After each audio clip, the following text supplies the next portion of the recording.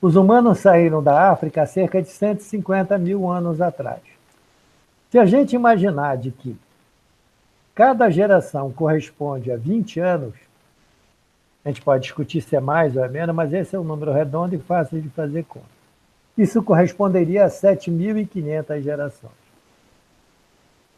Depois, sobre a diferenciação entre humanos. O isolamento por distância geográfica. Quando o homem passou a ocupar terras inabitadas pela espécie, ele foi se afastando do mais próximo, se afastando, e isso provocou um certo isolamento por distância, com que os grupos que estavam mais longe foram ficando mais diferenciados daquele grupo, o grupo dos dois extremos. E os grupos entre os extremos têm mais incomuns entre si e, à medida em que eles vão se afastando, a diferenciação vai ocorrendo. Sempre na premissa daquela: isolamento, mutação, com taxa igual e tempo. A população humana, geral, também teve uma recente quebra de isolados. Navegadores europeus foram responsáveis pela maioria dessas quebras entre os anos 1500. Lógico está que nós estamos trabalhando preferencialmente olhando as Américas. Em outros continentes, essa diferenciação ocorreu um pouco antes ou bem depois, dependendo do que a gente está levando em conta, mas esse é um bom termo para a gente pensar aqui. A nossa quebra do isolado nosso aqui ocorreu nos anos 1500. Significa dizer que ocorreu há 75 gerações. E aqui tem uma característica que é muito interessante da gente pensar.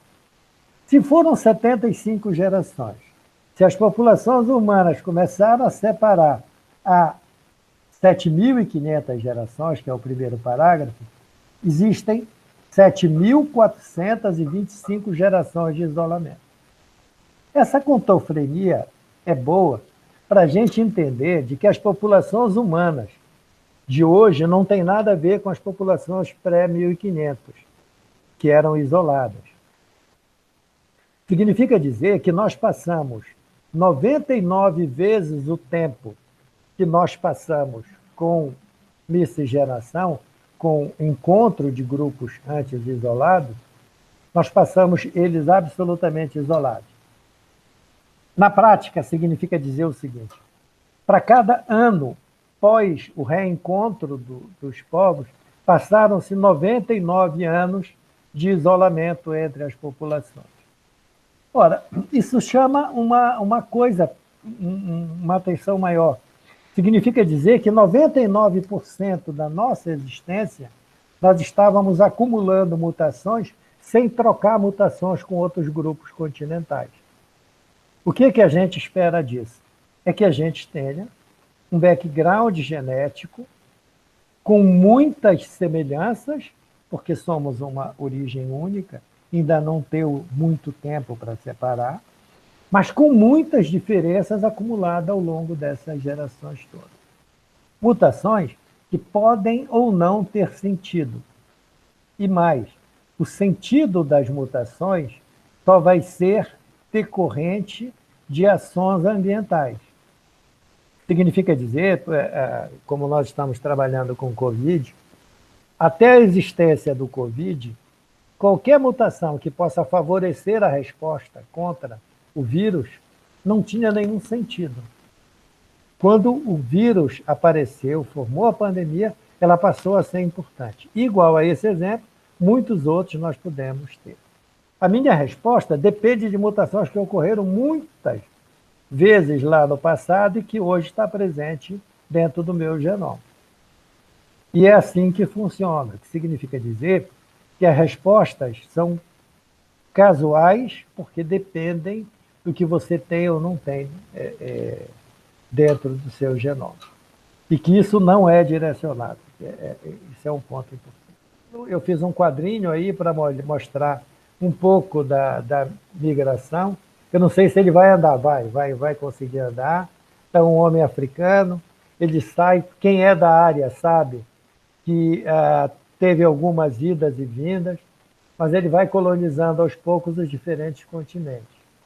E à medida que ele vai colonizando, ele vai recebendo novas mutações que só tem naquele grupo, que vocês estão vendo aquelas cores diferentes.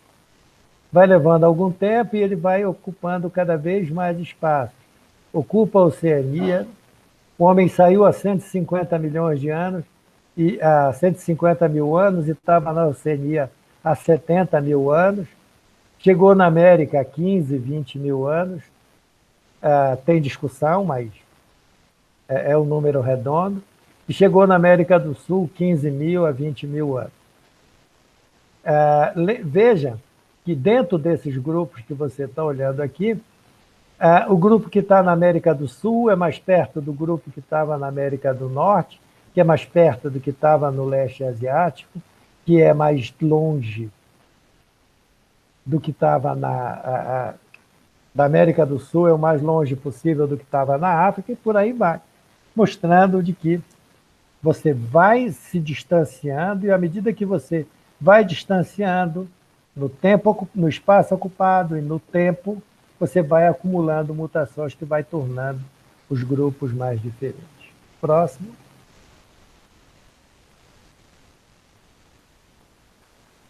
Para mostrar que no Brasil hoje, ele é formado por grupos de nativos americanos, europeus e africanos.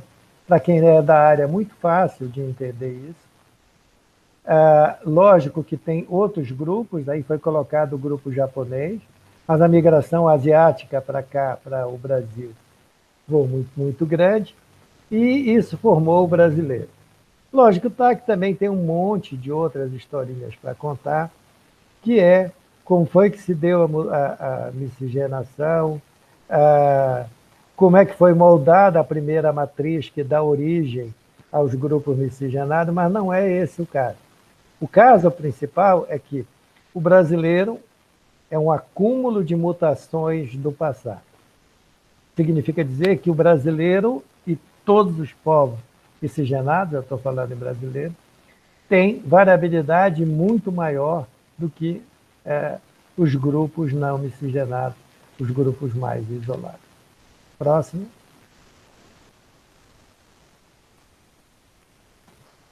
E aí, aqueles exemplos, nem sempre é fácil de você ficar dando muitas cores, mas você tem africanos, europeus, pessoas do leste da Ásia, do sul da Ásia, da América, e as populações nativas americanas. Cada uma trazendo uma série de mutações próprias e outras que são compartilhadas. Não são só diferenças. Ancestralidade genética no Brasil, eu não vou insistir muito com vocês. Próximo. Então, um conceito importante só para a gente... Quando eu quero fazer mistura interétnica, eu trabalho com marcadores informativos de ancestralidade. Qual seja, são marcadores genéticos que não têm uma função específica conhecida, tá certo? E que diferem muito entre as populações parentais. Por exemplo, um marcador que em europeus tem a frequência de 90%, em africanos tem frequência de 40%, em americanos, em ameríndios tem frequência de 30%. Esse é um marcador que ele tem frequência muito diferente em europeus. Então, ele pode ser considerado como marcador de ancestralidade europeia. O mesmo vale quando você faz isso para africanos, para indígenas e assim por diante. O que você faz? Você pega um conjunto de marcadores que são muito diferentes entre os grupos que deram origem e vê o quanto eles têm no indivíduo miscigenado, a proporção que eles têm. E isso vai te dar a proporção de mistura, isso, lógico, tem uma análise estatística por trás disso, vai te dar a proporção de mistura daquele indivíduo. Eu fiquei imaginando uma amostra, como explicar para vocês, e fiquei imaginando, como foi de manhã, mostrar para vocês, se eu botar um café com leite, vocês sabem que ele tem mais café ou mais leite intuitivamente, porque as duas misturas ali, elas são completamente distintas. O café é completamente preto, o leite é completamente branco. Mas, se você quiser formar, por exemplo, a tinta ocre que vocês vão fazer no pintar o apartamento de vocês, vocês vão lá na maquininha, não sei se vocês já viram, e ele vai misturando determinada quantidade de cores até ter aquela cor. Imagina que você faz o contrário quando eu estudo ancestralidade. Eu pego o indivíduo miscigenado e estimo estatisticamente qual deve ter sido a quantidade de genes europeus, africanos e ameríndios. Tem a análise estatística muito boa para isso. Então, o que nós fazemos é usamos 62 marcadores de ancestralidade, dividido pelos 3 grupos principais, e com eles nós fazemos as nossas estimativas.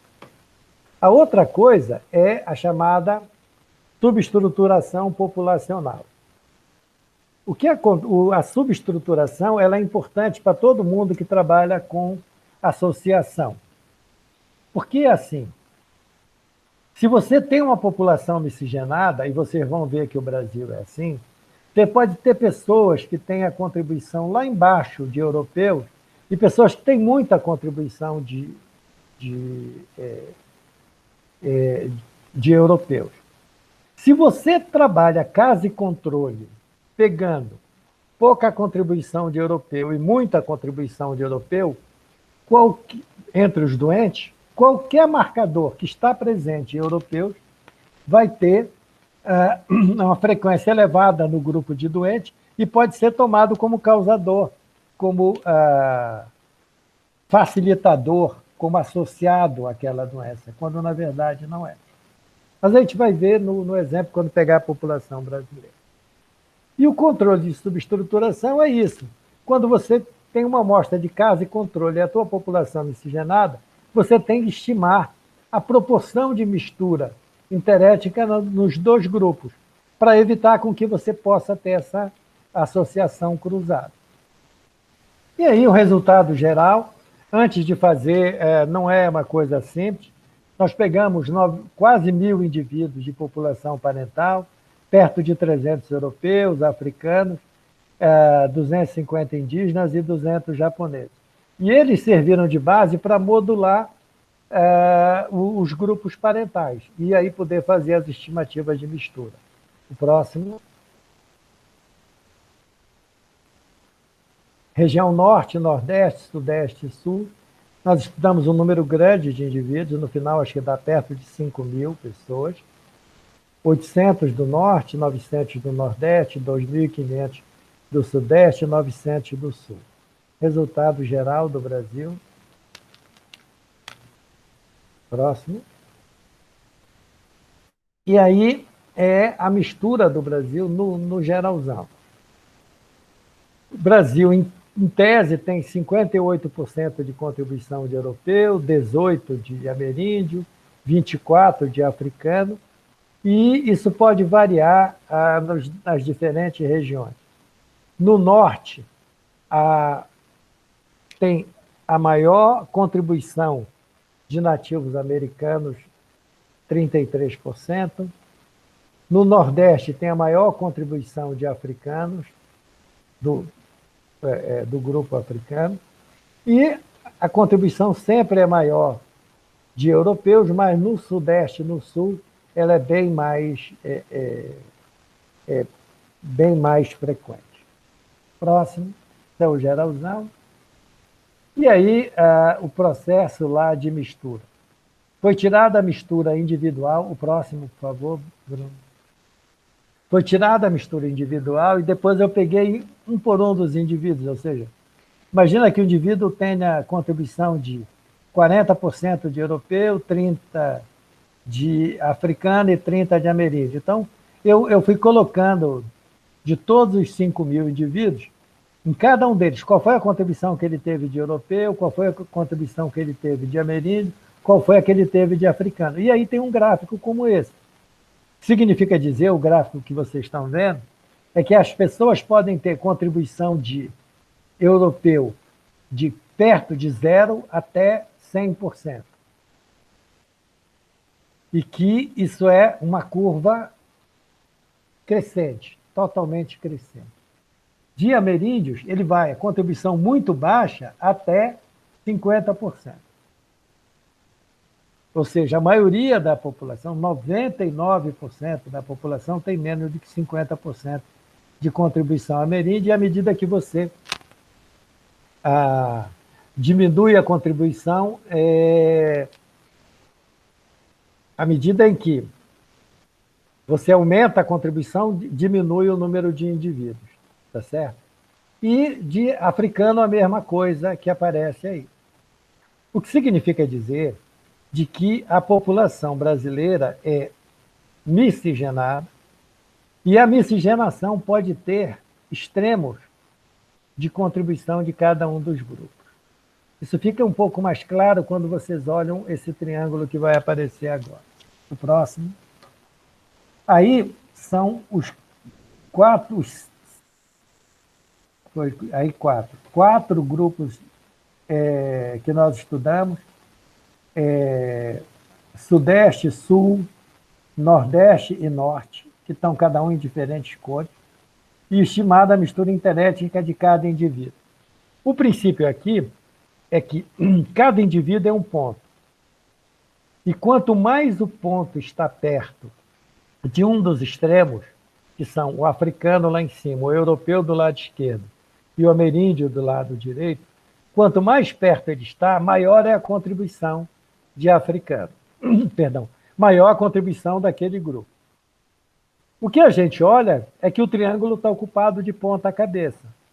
Significa dizer que tem pessoas com muita contribuição de africano e, evidentemente, pouquíssima contribuição dos outros. Tem pessoas que têm muita contribuição de europeu e, consequentemente, menos dos outros, e por aí vai. E que o Brasil é, em tese, um grupo miscigenado das formas as mais variadas possíveis. E isso traz para você que, quando você fizer qualquer estudo de caso e controle, você tem que encontrar uma maneira estatística de reduzir os problemas que podem aparecer. Então, a pergunta que eu fiz lá atrás é só curiosidade acadêmica ou tem importância? A resposta é: tem importância, ela é fundamental para trabalhar caso de associação.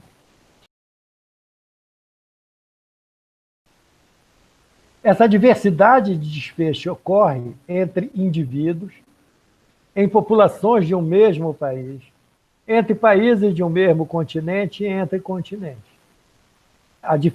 Essa diversidade que você encontra é indicativa de que tem um elevado componente moldando essa resposta ao vírus. Vocês vão ver, e é por isso que vocês enxergam, de que algumas pessoas entram em contato com o vírus, são absolutamente assintomáticas e correm, inclusive, o risco de ficar passando o vírus para outras pessoas. Outras entram em contato com o vírus e entram numa espiral de declínio clínico que pode levar à morte. Então, esse tipo de diferença, ele pode ser indicativo, entre outras coisas, de causa genética. Mas essas diferenças tão gritantes chamam por uma causa genética. Eu vou tentar mostrar para vocês por que eu estou falando isso. Isso é típico de quando a resposta ela é do tipo tudo ou nada. Significa dizer, ou você tem uma resposta boa, ou você não tem essa resposta boa, e aí começam os desfechos juntos. Isso significa dizer que a chance de ter componentes genéticos explicando isso é muito maior. E aí, não esqueçam que essa doença surgiu em dezembro de 2019, fazem 6 meses. Mas o número de trabalhos se multiplicou. Então, não se tem explicação, mas a corrida para tentar trabalhar esses dados, para trabalhar, encontrar explicações é muito grande. O nosso grupo deu 2 contribuições que eu vou relatar um pouco aqui. Quando a gente trabalha com doença complexa ou infecciosa, que a gente tenta buscar associação, ela, em geral, essa associação é devida a muitos genes, cada um com efeito pequeno. Você normalmente teria que sair catando muitos genes para tentar encontrar a resposta, acúmulo de coisas pequenas. No caso do Covid-19, já tem 2 candidatos naturais para isso, que são os genes ACE2 e TMPRSS2. Ninguém fala essas vogais, essas consoantes rapidamente. Por quê? Porque esses 2 genes eles são essenciais para a entrada do vírus na célula. O gene ACE, ele permite com que a proteína de ligação S do vírus se ligue à membrana celular, a proteína que ele codifica, e o gene TMPRS promove a fusão da membrana celular com a viral. Ele faz um corte na proteína S, isso provoca a fusão das 2 membranas e a entrada do vírus na célula. Isso já era conhecido para outros coronavírus. Apenas em pouco tempo, acho que em março, já se demonstrava de que o processo do vírus, de entrada do vírus, também era dependente do ácido TMPRS. Imediatamente, nós procuramos encontrar variações que explicassem isso. Não foi só nós, mas outros grupos, mas nós produzimos 2 trabalhos que estão para a revista, mas já estão disponibilizados. Um que mostra todas as variações presentes no ACE e o outro que mostra as variações presentes no TMPRSS2. Então, o alvo dos nossos trabalhos foram esses 2 genes, porque, repito, eles são absolutamente importantes para a entrada do vírus na célula. O ACE polimorfismo com um potencial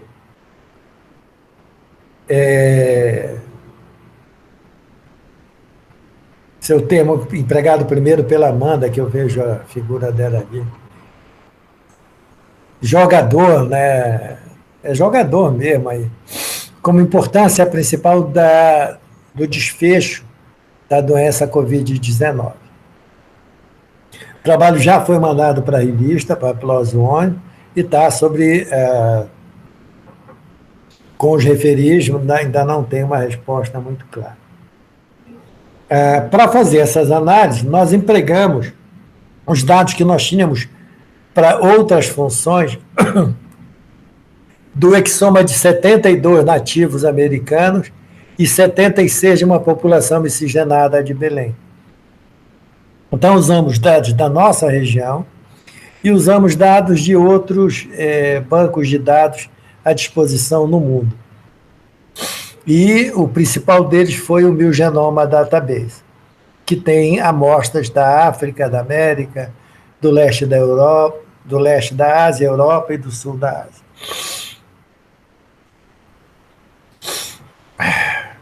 A ideia central era encontrar variantes associadas com as diferentes manifestações que a gente vê ao redor do mundo.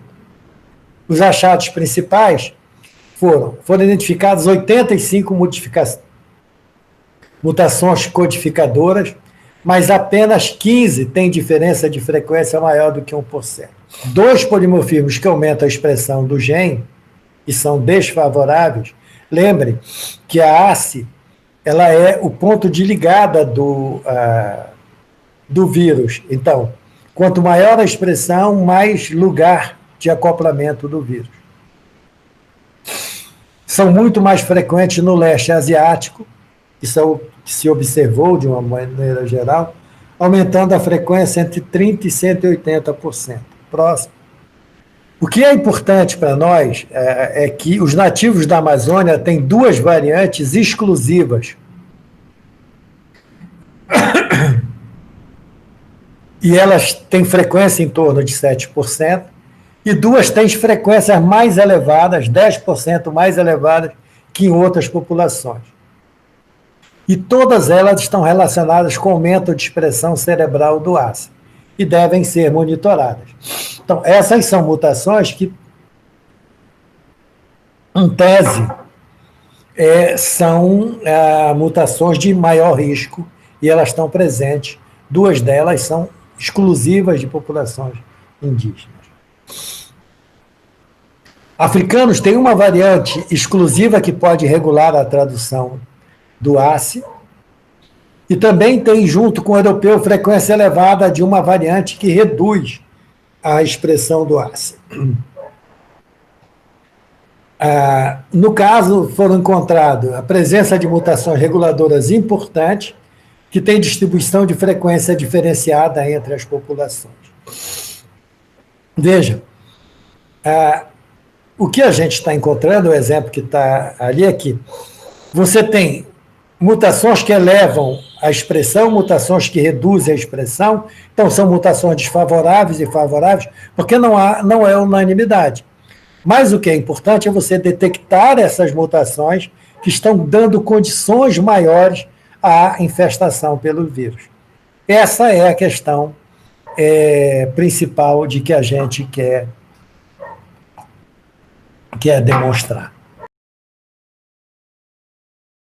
Então, o próximo é um trabalho com o outro gene de facilitador de entrada do vírus, o TMPRSS2.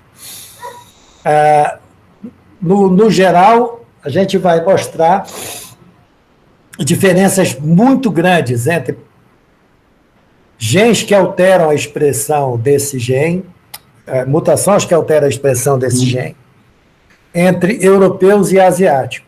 Exatamente os dois grupos que têm as mais distintas taxas de mortalidade e de infecção pelo vírus. Próximo. Esse é o trabalho feito. Também foi feita a mesma história, a análise de indígenas e da população miscigenada. E os resultados, aqui é o mais importante. No TMPRS2, o que é interessante é o seguinte: as variantes funcionais têm muito baixa diversidade. Em todo o mundo, apenas 2 mutações missense têm frequência maior do que 1%. Isso é um dado relevante, o gene é extremamente conservado. Esse gene está ligado a câncer de próstata. Mas ele tem, ele é extremamente conservado. Então, do ponto de vista funcional, só 2 variantes são capazes de alterar a estrutura da proteína e no mundo inteiro. O que eu quero dizer é que eu encontrei 430 variantes no Miogenomas e no nosso trabalho. 430. Todas elas em 1 ou 2 indivíduos no máximo. O que não poderia explicar os nossos achados. Então, nós decidimos abandonar a ideia de encontrar variantes codificadoras que pudessem explicar as diferenças enormes de desfecho que a gente encontra em populações continentais. Os dados mostraram que as populações funcionais da Amazônia não diferem do miogenoma. E aí nós trabalhamos com variantes que alteram a expressão do gene no pulmão. E nós encontramos 136 mutações que alteram a expressão do TMPRS2 no pulmão. E dessas 136, nós resolvemos trabalhar com 39, porque são as que tinham o maior efeito. Ou seja, o P, comparando as dois alelos variantes, era maior do que 10 a menos 8, menor do que 10 a menos 8. Das 39 mutações que a gente encontrou, muitas estavam próximas. E se estavam próximas, elas podiam ser herdadas em bloco. Então fizemos desequilíbrio de ligação. E usamos situação muito stringente. Um D' de 0,9 e um R ao quadrado de 0,8. Isso é muito stringente. Identificamos 7 blocos de ligação. E trabalhamos, ao invés de trabalhar mutação por mutação, nós trabalhamos com os blocos de ligação. É como se, ao invés de nós tivermos 39 variantes, nós tivéssemos 7 variantes só, que é um conjunto, é um bloco todo. E aí, ver o exemplo, pode passar o próximo. Eu peguei um dos blocos para mostrar para vocês uma coisa interessante. Está aí. É o chamado bloco 2. O bloco 2 tem 6 marcadores, que estão aí, M1, M2, M3, M4, 5 e 6. Os 6 marcadores tem os selvagens e os que alteram a expressão do gene.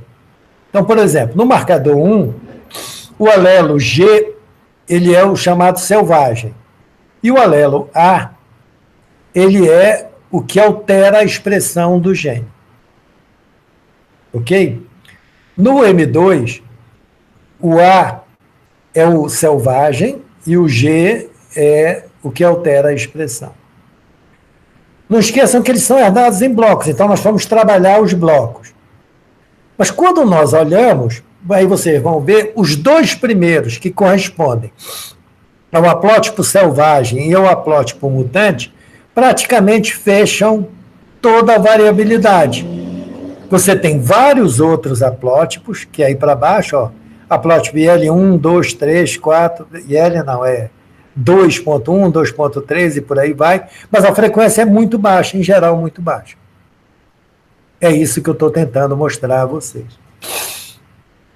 Vamos pegar o alelo selvagem e o mutante dos europeus.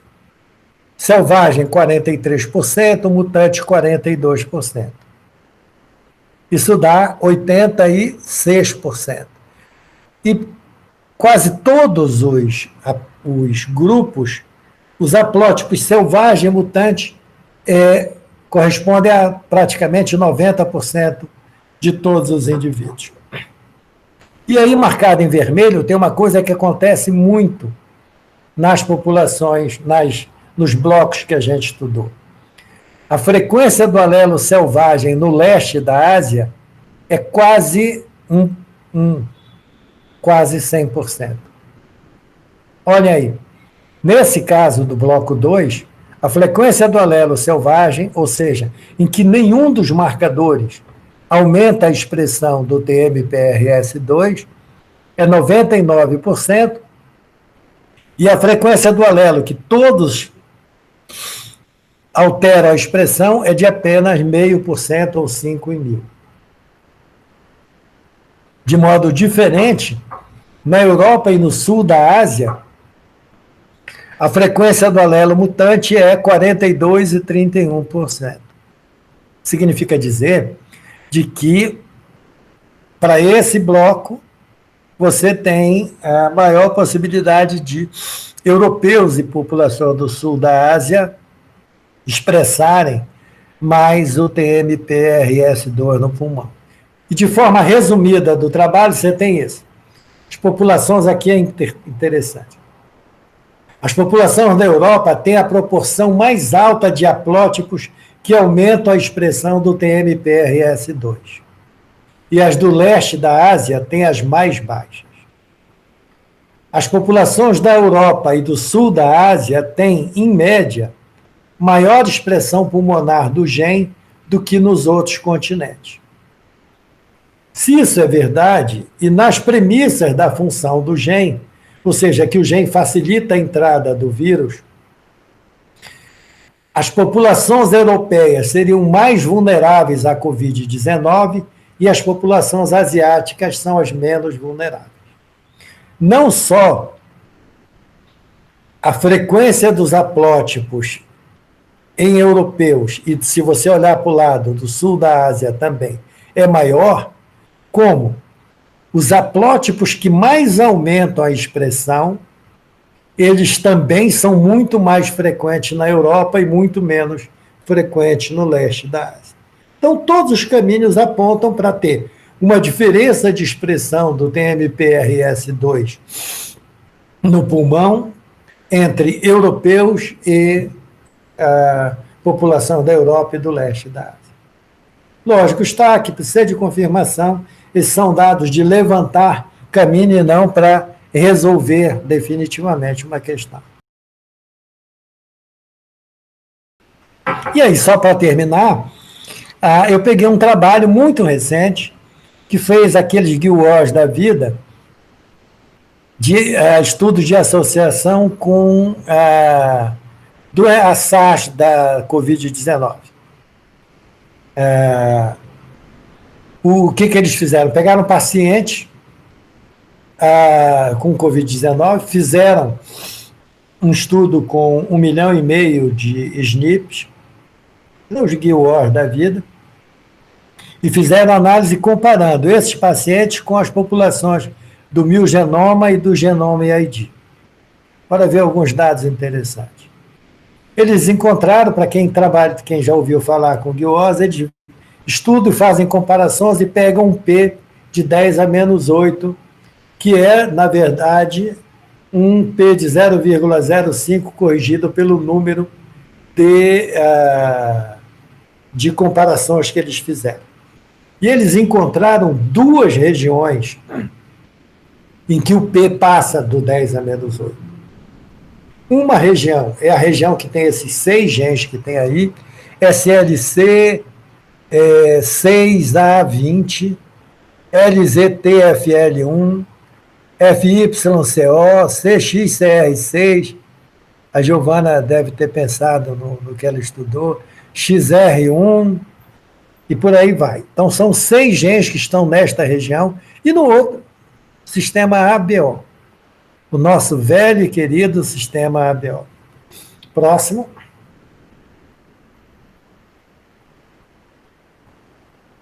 Aí eu mostrando o marcador associado, essa é a região do cromossomo 3, é aquele que tem os 6 genes diferentes. O marcador de que ele chama, os estudos de associação chamam para ele, e ele fez por desequilíbrio de ligação os outros, esse que está aí marcado, o RS11, 38, 59, 42, é uma inserção de um A, e ela reduz a expressão do CXCR6 e aumenta a expressão desses 2 genes, SLC, 6A e tal. Ou seja, levantada a lebre, você vai procurar agora para ver se isso é verdade ou não. Mas o que é importante é que você tem um marcador de que tem um P significativo. E eu fui olhar a frequência nas diferentes populações. Como eu já encontrei isso agora,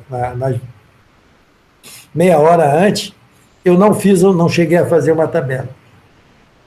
Mas a frequência desse marcador aí, na população do leste da Ásia é 0, de africanos 8%, e de sul da Ásia 30%. Então, mostrando que tem diferenças em populações continentais, em populações relacionadas a ancestria. E o próximo é o nosso querido ABO. O próximo, daí, o locus que chama a diferença é esse, 67, 71, 52, mas é o grupo sanguíneo ABO. O grupo O foi relacionado com a proteção, e o grupo A está associado com manifestação grave, principalmente em jovens, em pessoas de menor idade. E aí, esse vocês todos conhecem, porque foi básico de genética de populações. A frequência do grupo O varia muito entre populações continentais. O grupo O é mais comum na Ásia, no leste da Ásia, e é menos comum na Europa. E o grupo A e o B são mais comuns na Europa do que no leste da Ásia. Então, de uma maneira geral, a gente mostra de que todos os estudos apontam, a epidemiologia aponta para aquela questão do que eu falei, para tudo ou nada, ou o sujeito responde muito bem ou responde muito mal, ou tem muitas pessoas que respondem muito bem e muitas que respondem muito mal, é melhor dito assim. E, aparentemente, todos os caminhos que levam a encontrar diferenças levam também a mostrar que tem diferenças continentais e os alelos, desse que a gente tem, pelo menos os que a gente tem visto, que é os alelos dessa região do cromossomo 3, o alelo do sistema BO e os alelos do TMPRS que nós estudamos, todos eles têm frequências mutações consideradas desfavoráveis, menor no leste da Ásia e maior nas populações da Europa e do sul da Ásia. Lógico está que 6 meses que todo mundo está correndo atrás de informações não permite ainda para você solidificar, e que isso é uma fase de levantamento de informações, mas é promissor os dados que a gente tem encontrado. Não só como os aqui gerados, como os dados publicados de uma maneira geral até agora.